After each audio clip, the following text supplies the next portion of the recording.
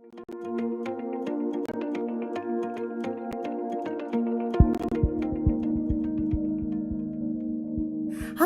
I am Bernice, and today I will be sharing insights I've collected through my work as an inclusion strategist and a team performance coach. Over the last 20 years, I have guided, facilitated, and led teams within corporate startups and NGOs. And what I've learned is that conflict, complexity, and differences are not obstacles. I would rather look at them as the fuel for sustainable change. If we want to solve the complex problems we face in the world today, come to better business solutions, and create social equity, we need to involve everybody. We need that diversity of thought to come to new solutions with meaningful impact. However, it can be a challenge to get a diverse group of people to work together as best as possible. It takes an ability to combine different perspectives, make room for uniqueness, and unleash full potential. In this module, I will be sharing the building blocks on how you can do just that and how you can build inclusive organizations and teams. It has become very apparent that embracing diversity and inclusion is no longer optional, and not just from a social justice point of view. Many studies in recent years have shown that companies with a diverse workforce actually perform better. Let me show you. The Millennial and the Gen Z generations are the most diverse in history. Only 56% of the millennials in the US are white, as compared to the 72% of the baby boomer generation. 76% of job seekers consider workplace diversity an important factor when considering employment opportunities, and more than 50% of current employees want their workplace to do much more to increase diversity. The majority of women in the workforce feel excluded from decision-making, do not feel comfortable expressing their opinions, and do not feel as though they can succeed.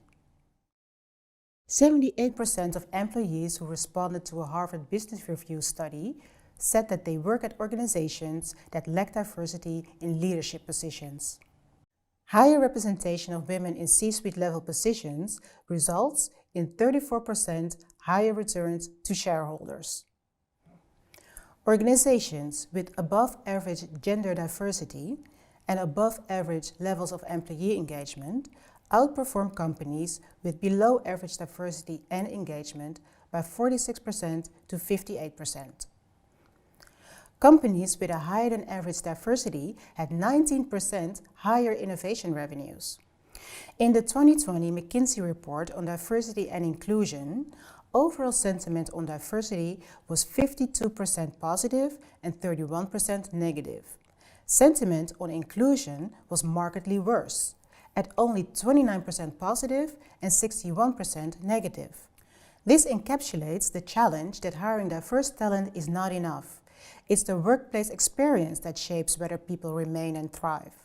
Companies with two-dimensional diversity are 45% more likely to report that they had captured a larger portion of the market and 70% more likely to have entered into a new market in the past year. Diverse teams of 3 or more people outperform individual decision makers up to 87% of the time. With these stats, you can see why you should make diversity and inclusion a priority within your organization. Not only will it make your workplace more successful and smarter, it will also contribute to job satisfaction, employee retention, and more revenue. When we talk about diversity in a workplace context, diversity refers to who is at work. So who is recruited, who is hired, who is promoted. Diversity represents a range of traits and work experiences within your company's workforce. These characteristics include visible traits like age, gender, skin color, physical ability, but also invisible traits like socioeconomic status, values, beliefs, marital status, religion. Gallup defines it as the full spectrum of human demographic differences. It's very important to be aware that when you talk about diversity, to not limit your thinking to the visible traits. The invisible traits are just as important when you want to create inclusion, because that's often where microaggressions creep in.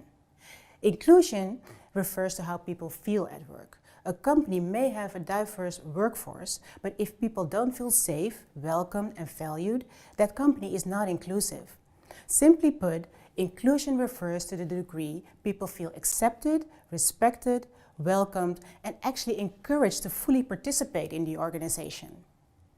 Implementing D&I initiatives takes a lot of introspection into a company's policies and practices, and oftentimes also your own personal biases. Think about all those visible and invisible traits, and now think about what you associate with them. Our brains are wired to process about 40 items per second consciously, and about 11 million pieces of information unconsciously. And to be able to do that, our brains rely on shortcuts, biases, to help decision-making easier and quicker. Every time you make a decision, your social background, your personal and cultural values, and your life experiences influence your reasoning. And while that is okay for day-to-day decision-making, when you take that into the workplace, it can lead to unconscious bias or implicit bias, which unfairly influences how you treat your colleagues. Unconscious bias or implicit bias refers to when you form an instant opinion about a person or a situation without you being aware of it. Our brains form these biases based on our knowledge about cultures, emotional reactions, stereotypes, and much more. We gain this knowledge throughout our whole lives, but also throughout exposure to the media. Here are a few things that you can start doing to help you combat your biases. Widen your work circle. Work with a more diverse range of people and get to know them individually. This will help to improve your cultural competence and lead to a better understanding of others. Slow down. This will decrease the risk of these biases affecting your decisions by slowing down and giving yourself more time to arrive at conclusions. Try blind recruitment. By removing information from a candidate's application that might influence your hiring decision, such as name, age, location, and school name, can help you make a more objective decision on their suitability for a role based only on relevant skills and experiences. Invest in training. Regular, ongoing unconscious bias training can help organizations address issues systemically and effectively. One-off interventions are likely to be much less effective. Take responsibility for your own biases. Strive to be more aware of unconscious bias in yourself. By changing your own behavior, you'll hopefully inspire your colleagues to change too. Knowing it makes great business sense to start working on D&I initiatives and understanding how diversity works and that your brain plays a very big role in how you process diverse characteristics is just part of the story. If you start working on creating a diverse workforce and simultaneously do not start working on creating an inclusive culture, it won't lead to the benefits like higher productivity, employee engagement, and more revenue. Studies have shown that you can see innovation as diversity multiplied by interaction. However, the reverse is not true. You cannot just place a diverse group of people in a room together and then automatically expect them to participate fully and equally. As a team performance coach, I see this every day. When there's a group dynamic that doesn't include everybody, the results are average at best. And the reasons behind this dynamic differs. Sometimes it's lack of communication, feelings of unsafety, or unequal treatment. I think Peter Drucker said it best when he said, "Culture eats strategy for breakfast." And this means you can have the best strategies that you want, but if you don't have an inclusive culture that's based on equity and belonging, you won't get the best out of people, and you won't get the best possible results for your organization. Inclusion is essential to have effective interaction. Only when employees feel that they are included, they will share their ideas and their thoughts freely. When there is room for their unique perspective, they can show and use their full potential. For this to happen, you need to put in the time and the effort to create the safety to disagree and give your employees the tools to do so respectfully, because then a team can come up with new ideas and new insights. The basis for optimal team performance is constructive communication, psychological safety, and authentic connection. And I think we can all think of situations where we were part of a group of people working together with the best of intentions, but we couldn't get to the desired results. And this is because working with people with different backgrounds, different perspectives, it can be challenging. As soon as disagreements arise, we tend to jump to conclusions, don't listen very well, and we don't take the time to really investigate our differences.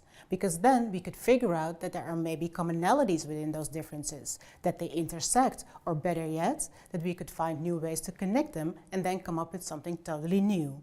And that is why teams find it very hard to innovate. What it takes is an ability to combine different perspectives, make room for uniqueness, and unlock full potential. This will result into more creativity, innovation, and better individual and team performance. Building inclusive organizations and teams has 4 building blocks.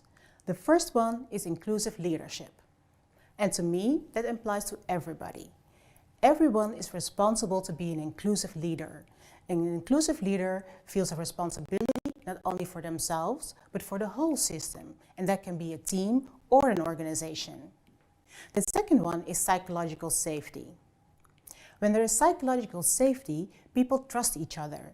There's value placed on differences, and they are involved in decision-making, making sure they take ownership and responsibility for creating results. The third one is about the relationship of the individual to the collective. It's about the belief that the common bonds within a group are stronger than individual arguments or divisive factors. The last one is equity. Inclusion doesn't just mean we should treat people equally, because equal treatment doesn't take into account systemic inequality. People need equitable treatment to make sure that they can participate fully in the collective. On a daily basis, each of us is responsible to be an inclusive leader. Inclusive leaders are willing to learn, they're willing to be vulnerable, and they're compassionate, not only towards themselves, but also towards others, because mistakes will be made. An inclusive leader takes ownership of their own actions, but they also feel a responsibility for the whole system, and that can be a team or an organization. Inclusive leadership doesn't only refer to managers or people in the leadership position. We are all responsible when working on inclusion to create situations, policies, and practices where everybody feels included and respected. On a daily basis, we need to reflect upon how we show up at the workplace. Are we behaving in a way that invites and respects people, or are we perpetuating a sense of isolation, exclusion, and disrespect? And we don't have to actually be trying to exclude someone to really have that effect. As an inclusive leader, you value uniqueness. You have the courage to speak up, the courage to be uncomfortable, you're authentic, curious, and you know how to check your assumptions. If you do happen to be in a position of power because you're a manager or part of the leadership team, it would be wise to know how you can switch to being there for the majority group or the minority group. And let me explain what I mean by that. An example of being there for the majority group is when you notice that your team members agree all the time. That may be groupthink, and it would be wise to rock the boat a little bit. Because are they really agreeing, or is there maybe psychological unsafety, and are people afraid to really voice their different opinion? An example of being there for the minority group is making sure there is equity in opportunity. For instance, if you're looking for input on a new project, try sending out an email before the meeting happens. So people who take more time to think about information also get the time to process. And you don't get only input for people who think quick on their feet. Psychological safety is a term coined by Amy Edmondson, scholar and Harvard Business School professor. Psychological safety is the belief that you won't be punished or humiliated for speaking up with ideas, questions, concerns, or mistakes. This means you don't feel the need to conform or assimilate to the majority group. When there's psychological safety, you're self-aware, you dare to take risks, you dare to ask questions, and you're open to feedback. There is room to make mistakes, and you can ask for help, all without having to fear that you will lose the respect of your peers or you will fall outside of the group. When there's psychological safety, there's value placed on differences. People trust each other and they are involved in decision making. Because of that, they take ownership for creating results. There are 3 main things to consider when you want to create psychological safety within your teams. Frame the work as learning problems, not execution problems. Acknowledge your own fallibility. And model curiosity. Ask lots of questions. This building block is about the belief that the common bonds within a group are stronger than individual arguments or divisive factors. Because there will be tension, there will be arguments. But in the end, it's about coming together, reaching consensus, what's good for the collective, and then working together to reach that common goal. I use this concept in my work to balance individual and organizational interests. By linking personal goals to organizational goals, teams can learn to leverage all those different perspectives. And they learn how to combine their skills, knowledge, and experiences, increasing the chances that they achieve desired objectives. By forming healthy and strong professional relationships, people are more comfortable to work as part of a team. And when they feel they are valued and cared for by the organization, they're very positive about their work and much more committed towards the organization. And they voluntarily help and support each other when needed. Leaders and managers can help contribute to this attitude by organizing weekly meetups, feedback loops, and allocating more group activities, so team members can work in the team spirit. They learn to motivate and help and support each other and work together towards that common goal. Inclusion doesn't just mean we should treat people equally, because equal treatment doesn't solve systemic inequality. This image explains it well. In the first image, everyone is treated equally. This is based on the assumption that everyone will benefit from the same support. In the second image, individuals are given different supports to gain equal access to the game. They are treated equitably.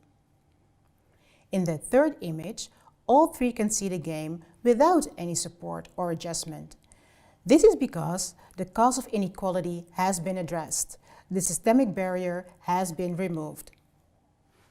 Equality focuses on creating the same starting line for everyone.